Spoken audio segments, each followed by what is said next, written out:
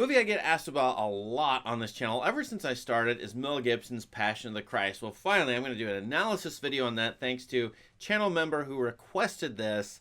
I'm going to do it for that channel member. I've never seen the movie before. I just assumed it was Jesus getting beat up for a couple hours and it was hyper violent. Turns out it's better than that. I don't think it's the greatest movie I've ever seen. Not even really that great, but actually pretty interesting. Well made in some respects. I think anybody watching this could take Mel Gibson's vision and use it in their own art in some way, shape, or form. Everybody knows this story. I don't need to rehash it and do the summary of it. This is Jesus Christ, his last day on earth, crucifixion, and then a minute or so epilogue of his resurrection. Not a spoiler alert, again, you all know that. Jesus, of course, having hundreds of years of religious iconography, including a ridiculously strong tradition in Roman Catholic iconography, pietas, crucifixion scenes, and on and on. Mel Gibson has a lot to draw from, but this is a movie. And to me, this is one of the most emotionally charged movies I've ever seen. I even feel like it's Gibson's own tortured soul in this movie. One of the rare moments where I would approve of a psychoanalytic reading of this movie, because I feel like I am within Mel Gibson's body, experiencing his depression, his tortured soul, his dark doubts, dark moments of despair, his tendency, and I'm just reading this movie, I'm not accusing him of any of this, his tendency towards violence, or he's over-the-top, dysregulated, ridiculously moved by events, especially strong, powerful visual events, very visceral sorts of reactions here. I feel like the artist is communicating probably what he wants. Now, as a historicist, I gotta say, this movie comes out in 2004, and my zeitgeist theory, I think, holds up here, because this comes out coincidentally during the early time of the War on Terror in the United States. It had just come out right after Lord of the Rings, and I think you can see some hints of this sort of heavily stylized little bits of horror epic that Lord of the Rings has in this movie. That plus a number of other movie influences. I think Japanese horror like Kuroneko comes up here, and certainly the sandal epics of the 50s and 60s, even going back to the 20s, when they would do these big budget, huge spectaculars like The Robe or Ben-Hur are coming up here, and they're being reworked for the so-called plausible realism of early 21st century. And even, in fact, they're using the languages. I know that's not the original Latin. It's ecclesiastical medieval Latin being spoken here, but they're trying to use Latin and Aramaic. And then a number of, sets and costume-based realism that comes up in the movie. You get that, but plus the heavy melodrama, which is wildly exaggerated, I think.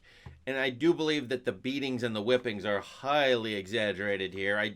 I'm not really sure, okay, I'm not a medical doctor, but I'm not sure anybody could survive the actual physical beatings that they're going on here. Maybe some of those, but not the whole package. I think it would be really hard and to survive. So I think the torture scenes are over the top. But everybody already knew that. I said 2004, though, War on Terror. And so, to me, one of the moral issues that has flipped in my lifetime is torture. It used to be a bad thing against the Geneva Convention. Pretty much everybody I knew thought torture was bad, an evil practice. Well, let's not even speak of the utilitarian aspect that it's impractical, okay? But just that it's morally wrong to torture another human being, because that could be you, and you should empathize even with the worst person in the world. No. About 2003, we're getting messages, propaganda that torture is good and okay, and the U.S. is going to approve of this.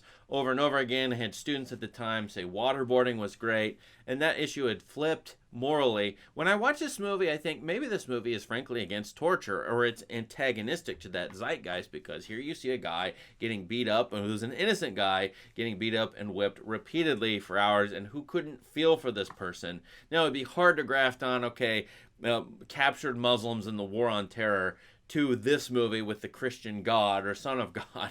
I don't know if many people can make that leap, but if you do think about it in an abstract way, one human getting tortured is bad here, and you feel for that person. Well, maybe you should be against torture after all, because the state in this movie is dead wrong. The religious authorities are wrong about it. And I find this movie might be countercultural in the sense that I think it's against hyperviolence. Even though it shows it and it's been criticized for hyperviolence, I don't think anybody's supposed to relish in it or like it as entertainment.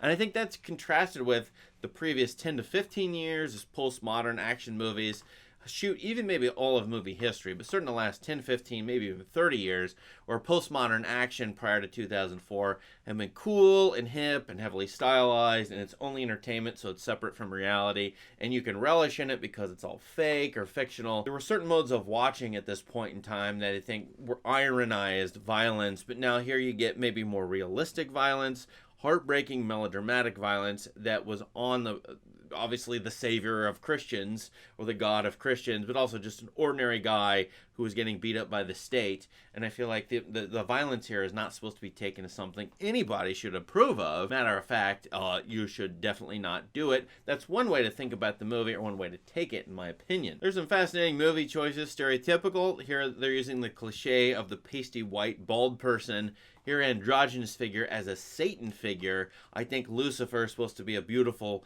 angel, and then thus being androgynous looking at times in this movie. But also there's some weird, very quick David Lynchian shots of surrealistic Satan harassing Jesus, maybe being in his mind as a tempter, or outside as a real thing that other people can't see, but only certain people like Jesus can see as a real spiritual vision. Along with that, the sky and another pasty white bald thing. The moon shows up here as a dark circle versus the sun, which is going to contrast with it. And the puns are all over the place. Sun and sun, son of God.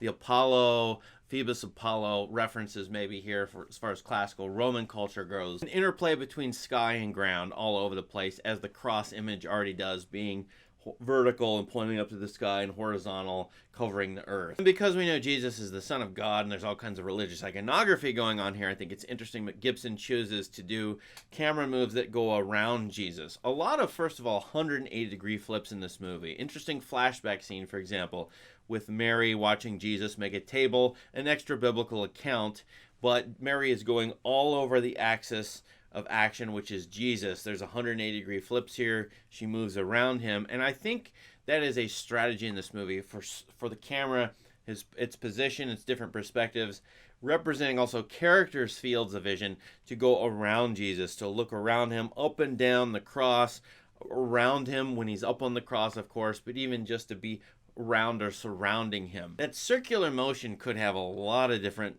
symbolisms, and maybe thus it means nothing. I mean, one of those clearly is that people have different points of view about this centralized figure, this God-man figure that Jesus is. And they have different perspectives at different times, and perspective shifts, like Peter, who approves of Christ and then betrays him later, of Judas, who is an extra biblical account, feels sorry for Jesus, sorry that betrayed him later on. I think Jesus, though, is represented as the focal point around which we move and have our being. That sort of idea is here, at least visually. There's even a shot at the end when the stone rolls away from the tomb. You don't actually see the stone roll away.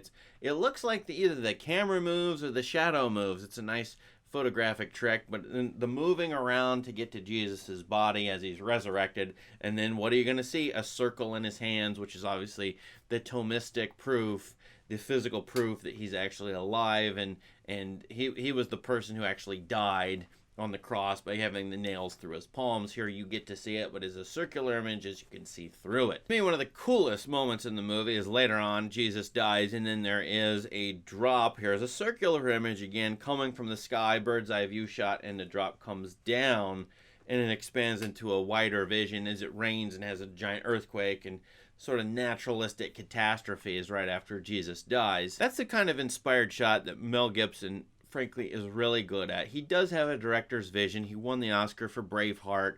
He's too melodramatic for me, but I also love his over-the-top Orson Wellesian stylizations that come about here. So I would agree with critics at the time like Ebert and Roper, who gave this 4 stars and said it was an epic masterpiece. I would also agree with people who don't love the movie because it's too hyper-violent. I'm sort of all over the place on this one as a personal opinion, or a statement of personal opinion. Anyway, what do you think of Passion of Christ? Let us know in the comments. Please subscribe to this channel for more great content. Thank you. Have a great day.